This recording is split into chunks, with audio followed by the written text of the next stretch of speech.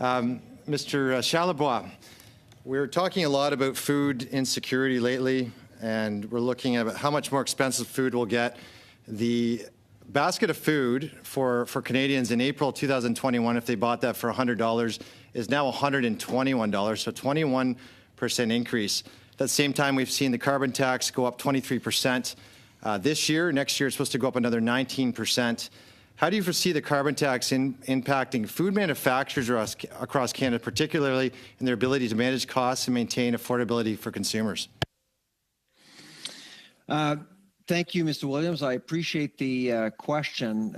We've done some work on the carbon tax or the carbon pricing policy. We came to the conclusion it was really difficult to know beyond reasonable doubt how the carbon tax is impacting retail prices specifically, because a lot of different factors can impact retail prices. A retailer can decide to target one product as a loss leader, for example, or promote certain products. So it's very difficult. However, we did find some discrepancies up the food chain with wholesale and industrial prices, and there seems to be a growing gap between wholesale and industrial prices, food prices in Canada versus the U.S. since 2021. And that's quite concerning. So we're not suggesting that the carbon tax is contributing solely on increasing that gap, but we do believe that it is a factor. Well, you've mentioned that. You've said that manufacturing is the forgotten child of the food supply chain, and we're certainly looking at carbon tax being a policy that has increased compared to our neighbors to the south, but also new now changes that are coming to capital gains adjustments to revitalizing food manufacturing in Canada. And we're talking about food insecurity. Are those changes going to result in increased food costs from these manufacturers, especially in Atlantic Canada and BC? I mean, those signals aren't necessarily desirable if you want to grow an economy. For example, right now, the Cargill plant in Guelph is on strike. And I have visited that plant in the past many years ago. And I can tell you that food processing, using that plant as an example, is undercapitalized, severely undercapitalized. And if you want to encourage investment, sending signals that you will increase taxes on capital gains, for example, and of course, the carbon tax policy is certainly not things that investors want to hear. So it's discouraging investments overall, I would say. And when we look at, farming, you've written about restaurant owners as well, and this is affecting restaurant owners. We're hearing, when we look at food security, when we're taxing farmers more or restaurant owners as a whole or manufacturers, is Canada becoming more or less food secure? It's problematic. The one thing that I'm hoping that parliamentarians will appreciate is that the food environment is all about low margins and high volume. The sector itself is often risk averse because of that nature. And it needs to be appreciated in terms of how do you actually allow the sector to grow. And so in order to assess whether or not the country remains food secure, you have to look at the level of competitiveness of the sector from farm gate to store or restaurant. And right now, I'm not sure we're going in the right direction.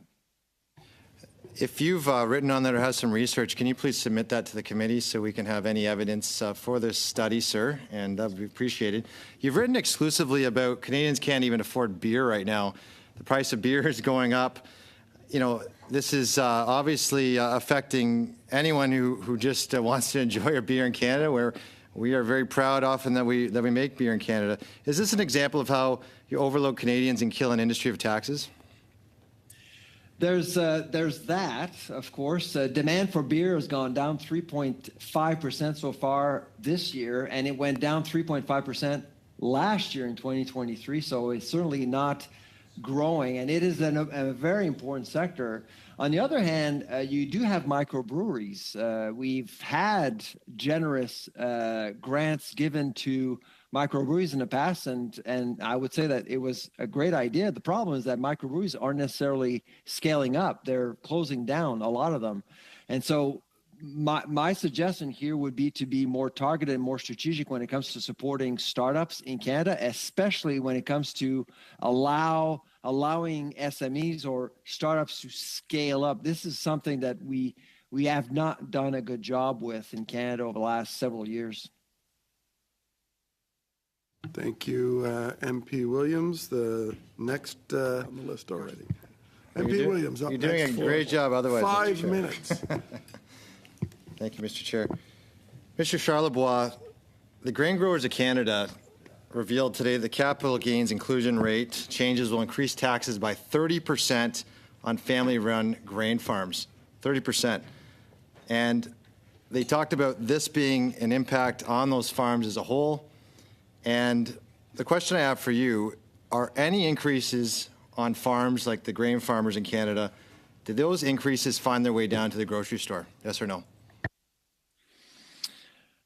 For the capital gain tax specifically, Mr. Williams? Yeah, so and the Grain Growers of Canada specifically revealed that capital gains inclusion rate change will result in a 30% increase of taxes to those farms. I haven't seen the evaluation today, unfortunately, but I would say that I'm surprised that this hasn't come up before. We did hear from other groups in the economy, but to suggest that this change only affects a minimal number of Canadians I think is misleading. I think it actually affects a lot of businesses, including in the agri-food sector, and I would start with farmers. So I'm not surprised to hear what I'm hearing right now. So tell me what you've heard then on terms of these tax changes. It will affect farmers then? Is it going to affect manufacturers? Tell us what you're hearing in terms of what these capital gains tax changes, how they'll affect other Canadians.